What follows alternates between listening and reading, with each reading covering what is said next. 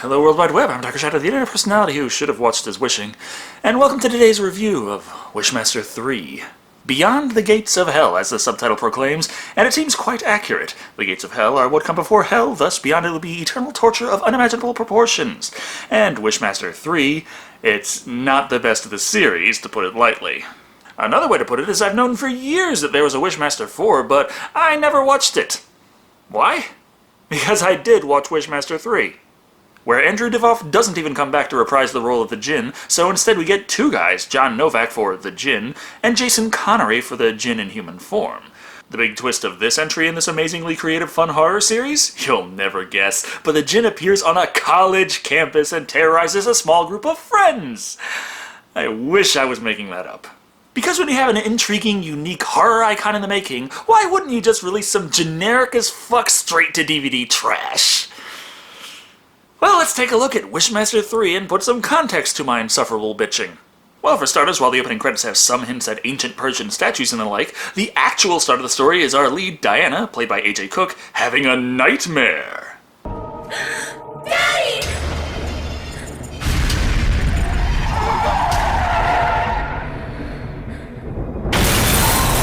Or memory.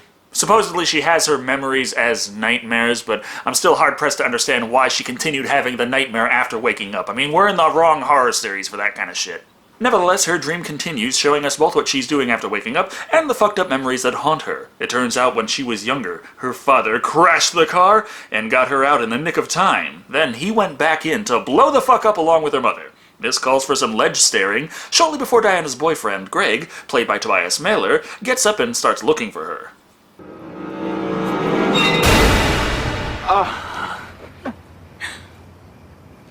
Come on, you know better than that. Yeah, you should know by now she only ever stares at the ground longing for death. She never actually jumps. She's afraid of commitment. He thinks her having bad dreams about bad memories is a reason to accept his bad advice and have her see a therapist so the therapist can tell her bad thoughts are bad. But she doesn't go for that quite yet. And instead we are introduced to the setting, a college, with Diana's friends, Katie, played by Louisette Gase, and her boyfriend Billy, played by Aaron Simolinski. My new psych paper. On foot fetishes. Now, new subject. Ready? Sex in public places. Is it hotter? What do you think? Think I want a new boyfriend? No, you don't. We're almost 10 minutes in. For comparison, remember, Wishmaster opened up with an ancient Persian death party of horror, and Wishmaster 2 opened up with a botched robbery and shootout. Feel disappointed yet?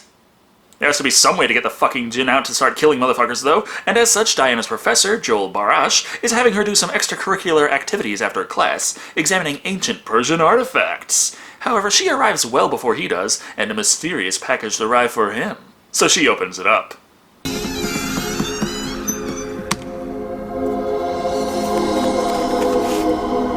To be fair, since they didn't get Divoff back for it, it does make sense that this Djinn would be a different Djinn, and a different Djinn would come from a different source. Don't know why it has to be the dollar store lament configuration, but that's what we got. And yes, this is a fucking puzzle box. A really shitty puzzle box. If the lament configuration is Riven, this is press F to pay respects, because you squint at it and it looks different, poke it, and what do you know? It's got a gemstone inside. Ah, well, first thing you should do with that is rub it 3 times.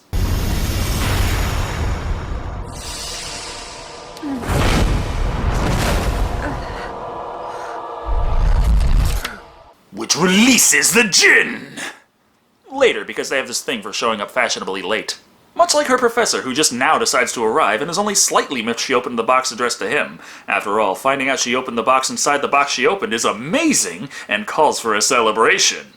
I'll pop open a vintage Chardonnay and we can decipher these inscriptions. And maybe you could tell me a little about yourself. Said celebration to be getting a co-ed drunk and becoming increasingly creepy as the conversation progresses. Like when she hints that she might not be all that interested in his cock, he immediately gives her the cold shoulder and ignores her until she leaves. That way he can be all alone in there when the Djinn finally emerges from the gemstone. By fucking walking on set through a smoke machine. No fucking pupa stage, no lasers, no explosions, no gunshots, just a set of fucking Reeboks. The Djinn cuts to the chase and wants to know where his waker is. Thing is, the professor actually read up a bit on the Djinn and isn't too keen on giving up Diana's whereabouts.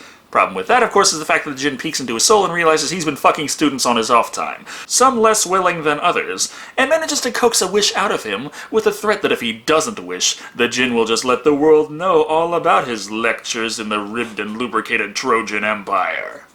I wish for the two women whom I find to be the most beautiful in the world to be in love with me. And they don't have hepatitis Zeta? Come on, man, you know exactly how these guys work, and you're giving them way too much of an opening with this shit. His wish for titties is granted, bringing in two beautiful women, whom then proceed to bite and claw the ever-loving fuck out of the guy.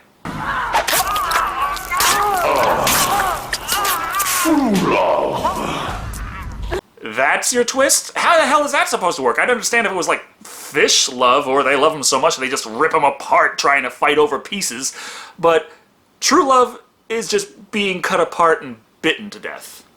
Because the Djinn says so. Sure, why not?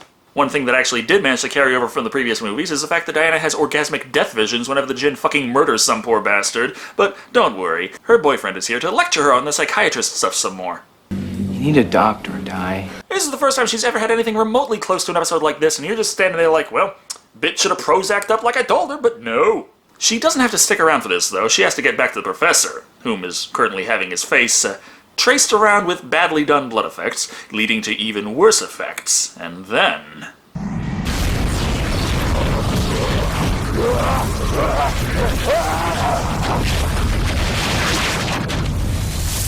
boom! New face! With a hell of a lot more spell effects being thrown around. And this looks like it actually is the first time the Djinn is played by a completely different actor for their main human form. The form that Diana isn't going to see just yet, as by the time she arrives, the Djinn has already left, taking the gemstone and leaving nothing but a drop of blood in a notebook. Nothing to do here then but take the Djinn in a box back to her dorm for some serious research. Go away.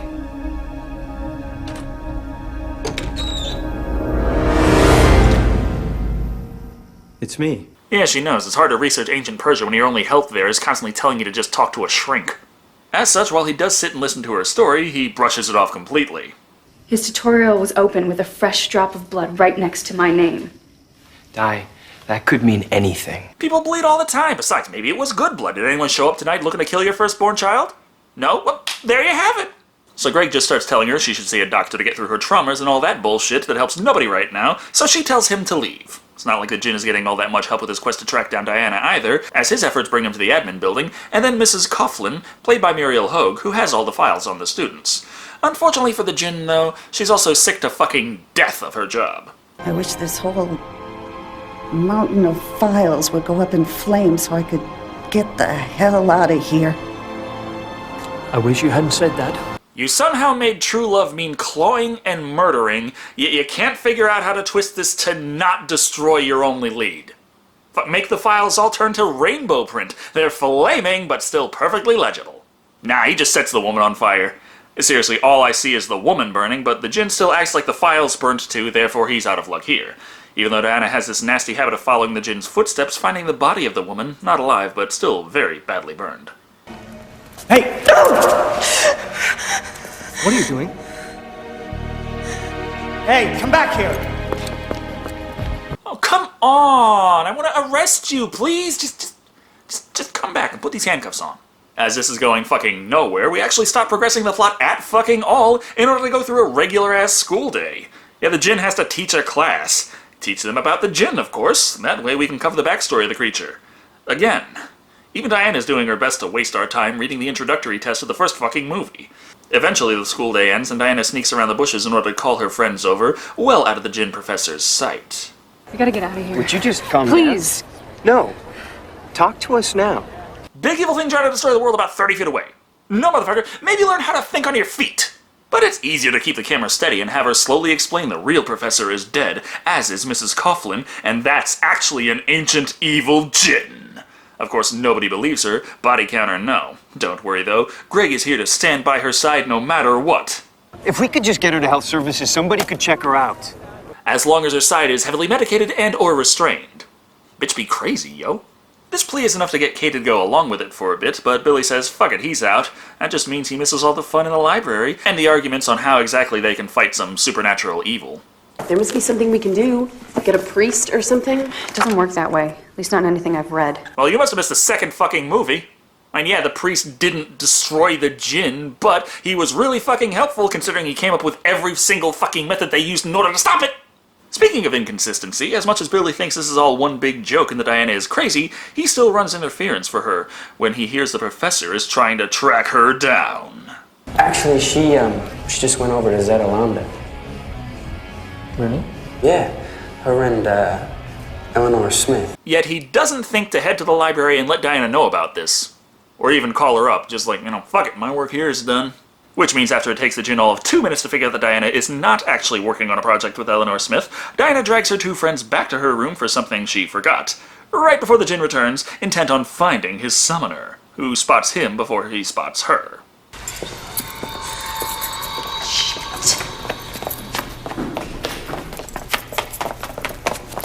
Hello, Professor. Am I supposed to care about this game of cat and mouse when it looks like the characters barely do in the first place? At least after the professor flashes Greg his demon face and demands he make with his girlfriend so that she may be granted 3 wishes, he shuts the fuck up about doctors and shrinks and actually fucking believes her now. All that crazy shit that Diana was talking about is true. What? And Greg freaking out about it is all it took for Kate to get on board too. One person making ridiculous claims, scoff it off like a good skeptic. But 2 people making ridiculous claims, well, you'd be crazy not to believe it. Ah well, now that they actually are all on the same page, Katie runs off to find Billy, while Greg and Diana go to the only place that might be able to help. A church, cause that priests can't help shit wasn't true anyway. Father Norton, can we... Father Norton's a little tied up. Okay, who wished to seal the doors? I get that you have these powers, but people have to desire them of you at some point, don't they? Or fuck, maybe they don't. The fucking things have changed enough anyway. It's not like the movie even cares to be consistent in its own scenes with its own characters, as Anne, played by Daniela Evangelista, has been here hearing all this about wishes and demonic powers and death, and even made her own wish to lose weight, but for some reason still thinks the Djinn is just the professor and not actually a Djinn. Until this happens, at least.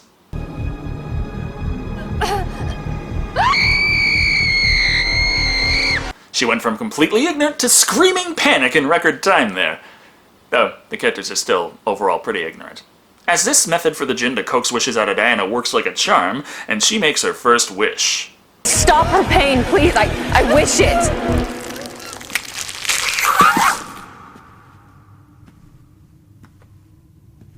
What the fuck are you looking so surprised for? It's hard to say you even twisted your words when you used a common euphemism for killing people. This hasn't turned her off wishing entirely, though. I wish to invoke the spirit of the angel Michael to help me stop you. Clever girl. I don't give her that. Just send down any old angel named Michael. Yeah, it's not what she wished for, but that's kinda your thing. Twisting words, remember? Fuck, send down Michael Jackson with a set of wings. At least then the last half of the movie is gonna be entertaining. This wish is fucked up, however, because evidently divination requires a direct line of sight, and Greg stupidly pushes Diana out of the way, and instead, he is possessed by the spirit of Michael. Who freed you from the pit, demon? The same girl who wished you here. Bitch, are you serious? Ah, well, the point is Michael is here to kick some Djinn ass with his magical sword from heaven. Something he's surprisingly ineffective at, even being disarmed and having to rely on alternative fighting techniques.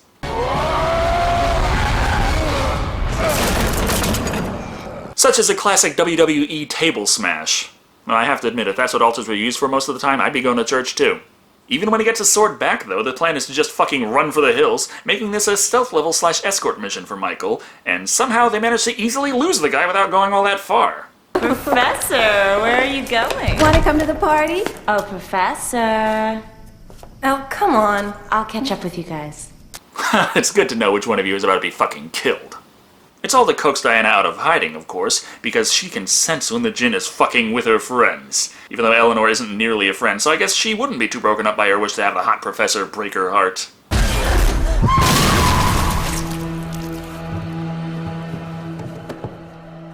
Though why the fuck would you wish to have your heart broken? I mean, I get they were talking back and forth all flirty-like, but I don't go up to ladies like, "Ooh, yeah, you look like the kind of girl who can suck me dry with alimony." So now we get right the fuck back to nothing progressing the plot for a while. That's a great way to spend Act 3. Well, Billy's looking for his friends at a party. No, there will be no Wishmaster death parties, but there's a party, and Michael spends some time berating Diana for releasing the Djinn in the first place. When I touched the stone, I didn't know that... That much is clear, woman. Would you stop with this woman thing? My preferred pronouns are they and them, you oppressive patriarchal shitlord. I wish for you to come down here and help me kill the Djinn. I can't. What? Only the Waker may kill the Djinn. Well, and Greg sure fucked that plan up in a hurry, didn't he? Also, what the fuck do you mean, kill the Djinn? The last two movies spent quite a bit of time establishing the reasons why you can't do that. What the fuck do you think that subtitle Evil Never Dies means? Only natural hair colors? They try to half-ass explain why guns never worked before, in any case. No weapon from this world can kill the Djinn. That's not from this world. You need holy elemental damage. Or at the very least, some wicked stat buffs. Unfortunately, this train of thought is interrupted when the Djinn finds Billy, long before Billy can find any of his friends. What is your wish? Follow me. Damn, are we going into Nightmare on Elm Street 2 territory here? Djinn's about to suck that guy's soul straight from the cock. Oh, never mind. He blows on him, which sends him into a mounted bullhead statue, impaling him, because putting the guy in the Djinn's mouth so he's actually blowing him like he was asked to would be far too expensive. Well, now that he's dead, the Djinn makes no secret of the fact that he's going after Katie next. He's still talking to Diana via telepathy, after all, but if only she could kill the Djinn with that magic sword. Yeah, fuck it, that's exactly what she's going to do!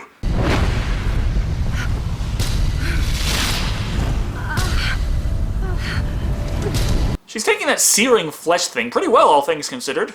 This is actually evidence that she's not ready, though, because even when there's only 20 minutes of movie left, fucking hell, we still need some padding.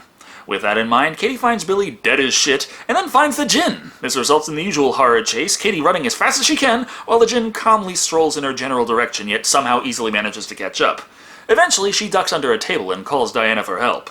Christ, I wish there was somewhere to hide. Your wish is my command. Katie?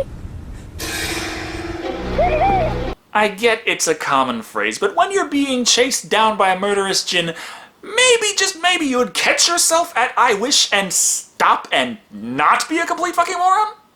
Where's this somewhere to hide he grants her, though? A rat cage.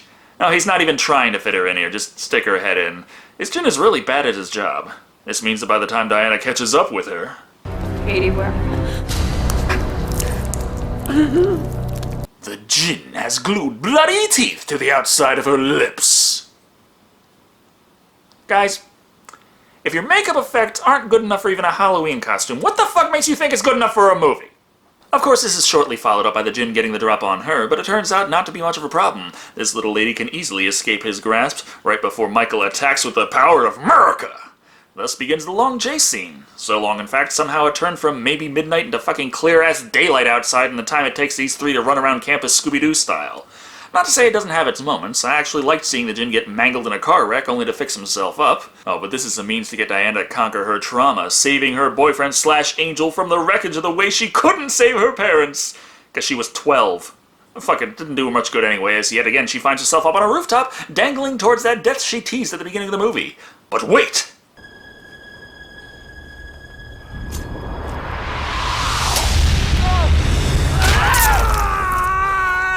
Somehow this means she was ready. Why? Because fuck it, we've only got 2.5 minutes of movie left. And she falls anyway, but somehow falling on a Djinn means she doesn't even suffer a scratch from those 8 stories. And Michael joins her at her side, then zips out of there, and then after leaving Greg's body, Greg fucking teleports back up onto the roof. So, a happy ending. I love you. I love you too. Good to know having the entire world hang in the balance and watching all of your friends die horrible deaths right in front of you doesn't cause trauma, it cures it! Anyway, that was Wishmaster 3, Beyond the Gates of Hell. Fuck this movie. Wishmaster gave us a great, unique killer. Wishmaster 2 gave us hope for creative, varied sequels. Wishmaster 3, though, takes that killer and those hopes and throws them in a wood chipper. Actually, I take that back. This movie isn't nearly creative enough for such a spectacular kill. It's set on a goddamn campus following a small group of generic teenagers, for fuck's sake. And boy, oh boy, does nothing fucking happen in this. It's a chore to get through the first 30 minutes, And the next, okay, to be honest with you, the whole movie is dreadfully boring. The plot moves at the pace of a slug, and the characters spend so much time reading up on the lore we already fucking know by now for a brand spanking new Djinn that has fuck all for unique qualities, unless you count its impeccable ability to disappoint.